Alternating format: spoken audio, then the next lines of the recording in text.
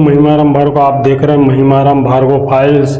मध्य प्रदेश में पिछले कुछ वर्षों में हवाई यात्राओं पर इतना खर्च हुआ कि उससे नया जेट विमान खरीदा जा सकता था। जी हां, सरकारी आंकड़ों के अनुसार जनवरी 2021 में नवंबर 2025 तक किराए के विमान और हेलीकॉप्टर पर लगभग 290 करोड़ रुपए खर्च किए गए। और दिलचस्प बात यह है कि मध्य प्रदेश सरकार ने जिस नए जेट को खरीदने का फैसला किया उसकी कीमत लगभग 235 करोड़ रुपए बताई गई, यानी किराए का खर्च नए जेट की कीमत से भी ज़्यादा।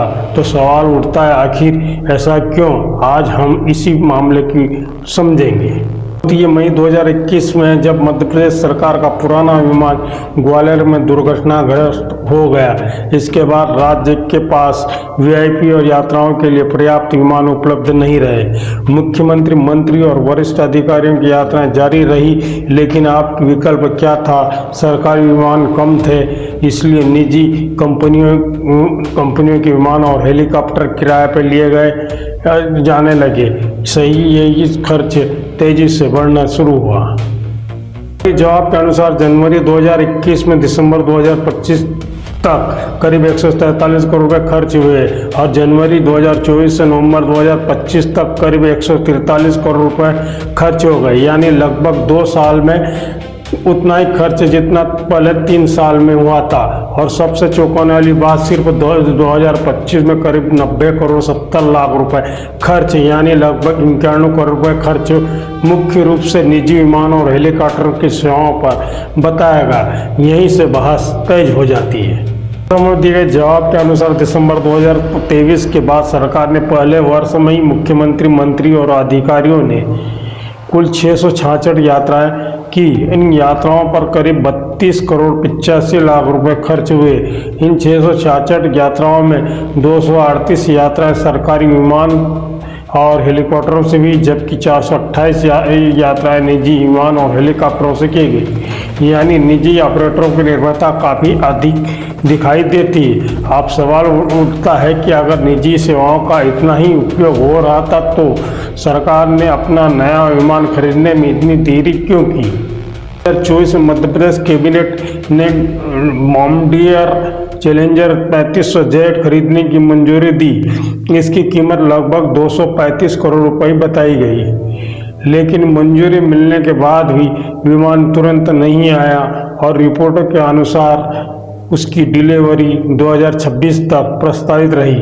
अब यहीं से सबसे बड़ा सवाल पैदा होता है कि अगर नया जेट 235 करोड़ रुपए का था और किराए के विमान तथा हेलीकॉप्टरों पर 290 करोड़ रुपए खर्च हो गए, तो क्या यही योजना पहले बनाई जा सकती थी? क्या यह नया विमान इस पहले खरीदा जा सकता था?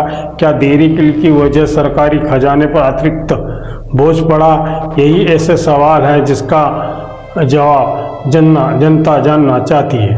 का पक्ष भी समझना जरूरी है। सरकार कह सकती है कि उस नया विमान बाजार में तुरंत उपलब्ध नहीं होता, ऑर्डर भी डिलीवरी तक वर्षों लग जाते हैं।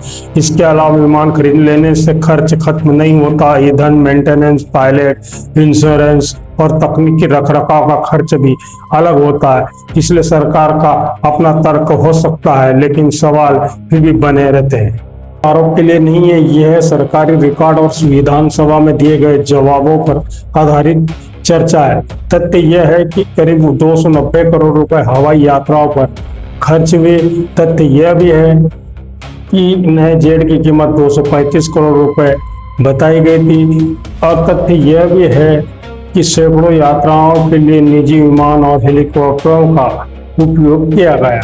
आप फैसला आप कीजिए, यह प्रशासनिक आवश्यकता थी या यह बेहतर योजना बनाकर टाला जा सकता था?